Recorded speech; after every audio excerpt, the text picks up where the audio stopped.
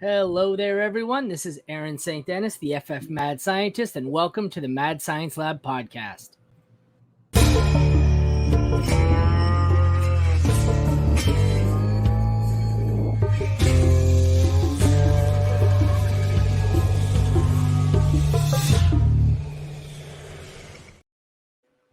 Today, we're continuing on with the My Tiers series, and here for a little rookie tight end action is Jack Lucenay. Jack, thanks for joining me. How's it going?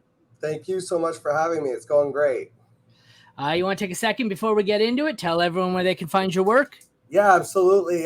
So you can find me on Twitter and on YouTube at Jack Lucenay. I'm host of the Fantasy Football Joker. And of course, you can always check out fantasyfootballadviceforum.com. I'm helping build that site from the ground up. So it's got articles and all kinds of good stuff going up. It's only $2.99 a month. So just make sure you go check that out too. Well, thanks for joining me. It's nice to have you. Let's get into one of the more interesting ones, the rookie tight end class. Guess we're going to start off here kind of cold with a guy that's probably going in the bad tier. We've got Braden Willis. I don't know if you can see the tiers all right. They don't let me change the font. We have elite, great, good, average, below average, bad. You can say colors, numbers, names, whatever the hell you want. No, I can see that.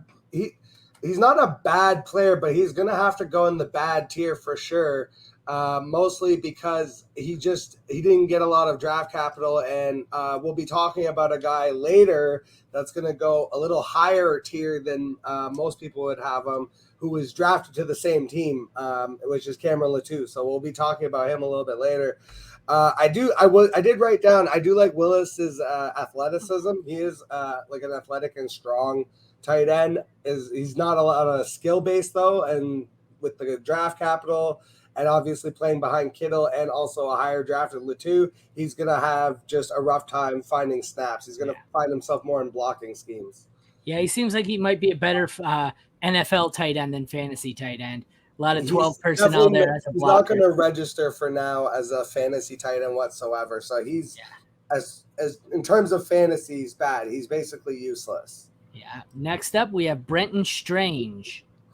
So Strange, I'll put Strange just slightly above. So I'll put him in the below average category because I don't think a lot of guys are going to find their way into this.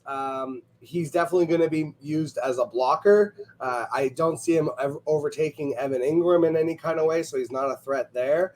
But he is going to have an opportunity because they just are lacking true tight end options. He is a big boy, so like I said, he's just going to be used probably more as a blocker.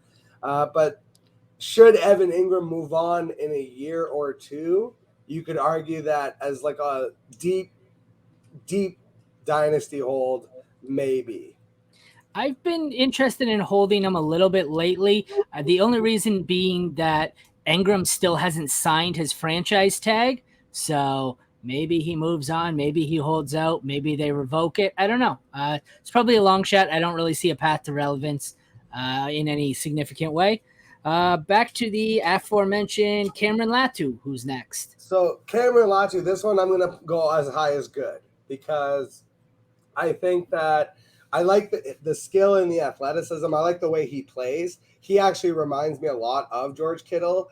And given that George Kittle plays so violently and is already 29, like Kittle is not likely to be long for that team past 2 years. And I could see a world where Latou is like the one that takes over. Especially they drafted him in the third round, so they invested a decent little bit of capital in him. And he has the ability, I think, to also play that hybrid role that Shanahan really likes, where he can use him also in fullback packages, and that might give him a little bit more touchdown upside.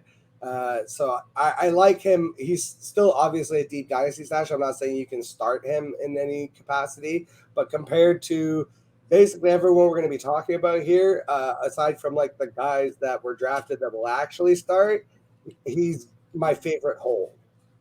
Next up, we have the only first-round tight end, Dalton Kincaid. So Kincaid, obviously, he's going all the way up to the elite category.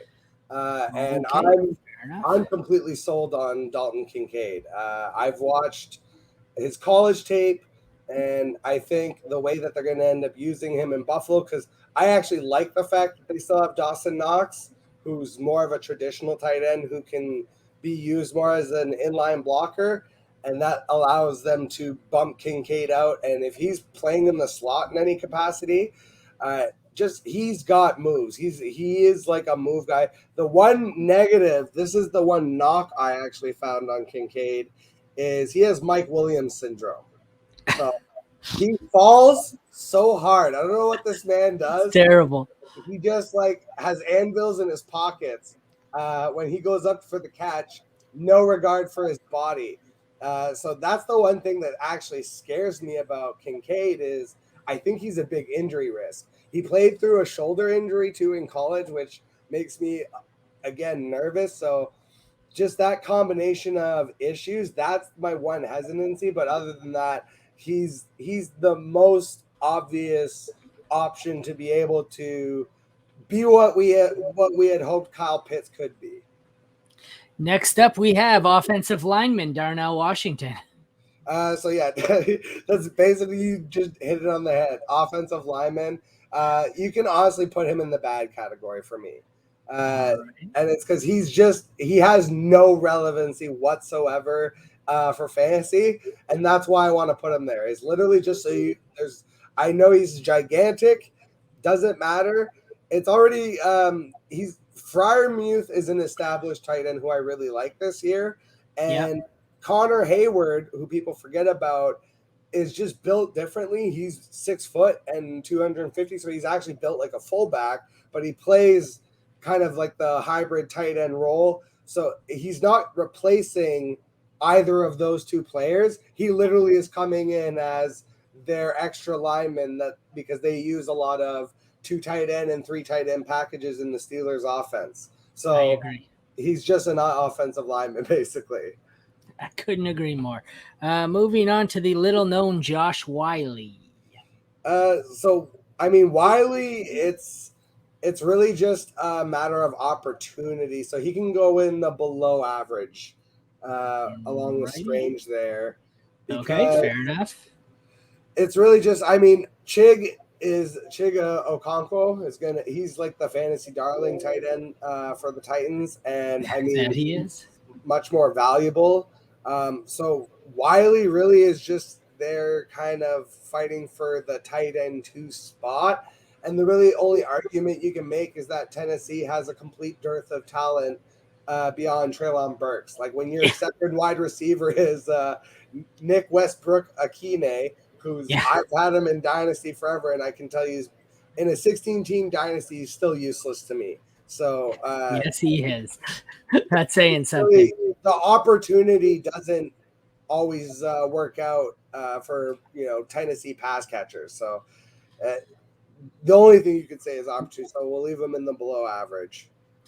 Next up, we have Luke Musgrave of the Green Bay Packers. So Musgrave is going to go into the average. He'll be our one little average guy. Because I actually like the other tight end that they drafted, Tucker Kraft. And if you can find him, you can actually just throw him right up into the good category. We can just do a 2-for-1 for the Packers tight ends.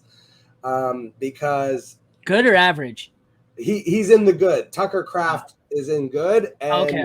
Gotcha. Musgrave is in the average. Gotcha. So Musgrave, even though he was picked higher, and he's like more of a raw talent, Kraft is like a more traditional tight end. He's got he's closer to a finished product. He's got better ball skills, and this kind of reminds me of the situation with the Ravens when they drafted Hayden Hurst and Mark Andrews in the same year, and it turned out to be Mark Andrews was the better tight end, even though he went later. I remember that. Similar situation where I think Tucker Kraft is actually the better tight end, even though he was drafted later.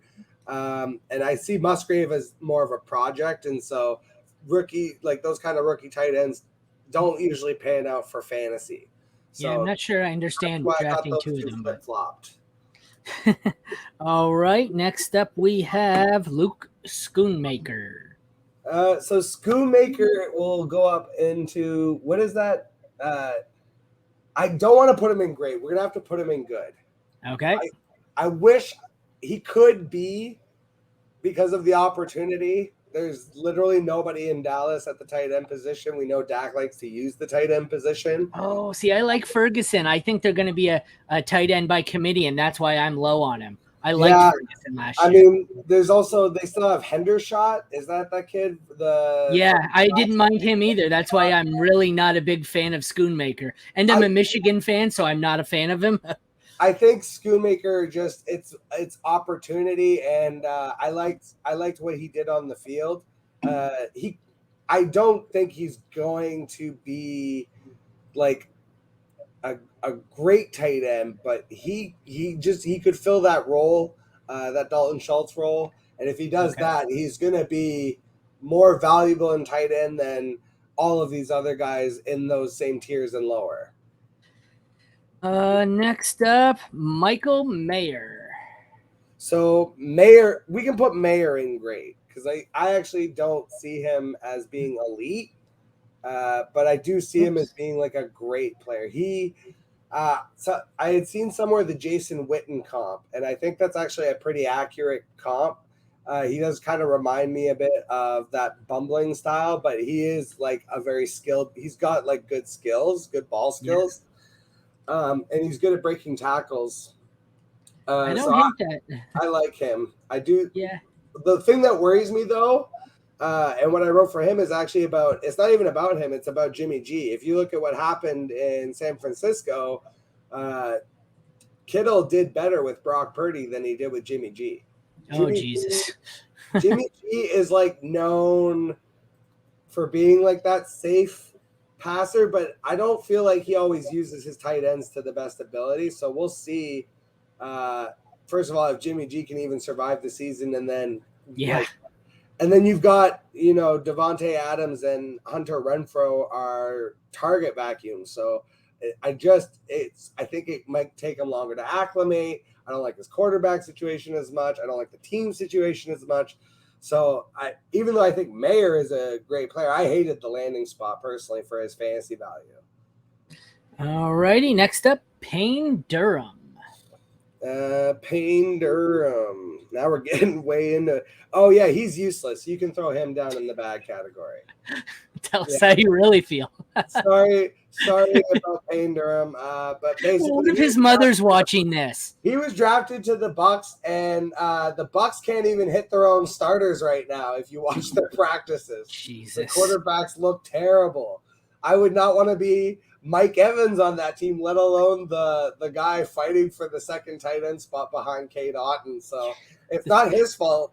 I'm not saying Payne Durham is awful, but the No. situation is that he. You misspoke. You said the quarterbacks look awful. What you meant to say is the quarterbacks are awful. Yeah, sorry. There, honestly, I could look in a It's just a practice. Like no one's coming after you. I feel like I Jesus. could throw the ball better. Yeah. It's been a while, but Next up is Sam Laporta, a guy I liked. I was getting him in the middle of the second round in rookie drafts. I've since cooled because he's crept up to the end of the first round, and I'm not paying the end of the first round pick for Sam Laporta. What are your I thoughts? am. I'm How putting are him you? in the elites. I'm putting him Oh, all the way up with Kincaid. I oh, actually I'm out. think I actually think he can be better than Dalton Kincaid. Oh no, don't leave him down there in the good. He goes all the way up to the elite. Sam Laporta I does. I put him in great. I thought you said he was in Or great with Mayer. great, right? No, he goes all the way up to elite for me. So this Oh, is okay. actually the big difference that I was watching. So I think obviously Kincaid is like a more skilled player and a little bit better of an athlete. But the difference that I was watching when I watched the tape, the biggest difference for me between Laporta and Kincaid is I said Kincaid had Mike Williams syndrome. Laporta doesn't. This guy takes care of his body. He knows how to take a hit. He knows how to get down. He knows how to get out of bounds. He's not doing like the crazy but he does. He will take on contact. He is making nice moves after the catch. There are some times where I feel like he could do a little better breaking tackles, but he's not getting crushed out there the way that I'm seeing Kincaid just like go up for these high point catches, but then come down like a sack of potatoes. Laporta, like I think, and then with the opportunity in Detroit, I hate everything Detroit did in their offseason because it made no sense. It's like you basically did all this work to go sideways, in my opinion. But the opportunity for those players as far as fantasy is going to exist exclusively almost because it has to work out to justify everything that they did in the offseason.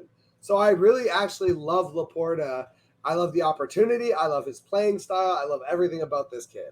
And even though he's crept up in draft value in best ball leagues, so I do this thing where I just smash Mark Andrews every time in the third round because like it's 100% so far rate. I can't not do it. And what I do is I like to come back then later and grab a Laporta or a Kincaid, the kind of guys that like will develop maybe later in the season, have a couple spot starts, and maybe cover a bad week for Andrews or like a bye week, that kind of thing. I love getting that late value on the Kincaid and Laporta. But even in the back of the first round, I just really love that Laporta kid. And there's not a lot of like receivers, running backs that I'm into in that same area. So I would take him over I would take him over Charbonnet, honestly. I would take him over what's that receiver kid that I'm thinking of? Sorry. It's escaping me now. Flowers, Hyatt, Dallas. Hyatt. There you go. The Giants kid. See, I don't have any of them because he was going at 111, 112, and anywhere where I had those picks, I traded them for 2024 first rounders instead. So I just don't have them.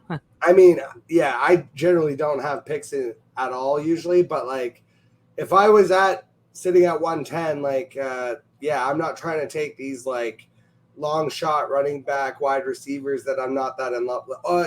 No, I was thinking of that Green Bay kid. That's who I was thinking of. Sorry, Jaden Reed. That's it, Jaden Reed. Like if I'm looking at Sam Laporta or Jaden Reed, that's an easy decision for me. Like I'll take Laporta, even if I have a good tight end, because like I can, if I have a good tight end, I can watch him develop into something better. Next up, we have Will Mallory. So Mallory, he's a bit. I like him because of the opportunity, because he presents just like a different type of player than what they have. So he was drafted Indianapolis. We can put him in average. All right, and to close it out, we have Zach Kuntz. Oh, Kuntz. Put him in below average. I don't even remember where he went. I liked him in the pre-draft process. Oh, that's probably why I don't remember anymore, because I was out on that. Well, so with the Jets, I mean Rodgers. So with Mallory, just going back to Mallory for a second, the reason I said I liked him is just because they still have Mo Alley Cox, and like they just have giant tight ends, and he just presents like a more athletic, like normal size tight end. And then Kuntz is literally just he's just going to be used as a blocker. I mean, he played for Old Dominion, so it's not like he's coming from a big name school. Doesn't have draft capital.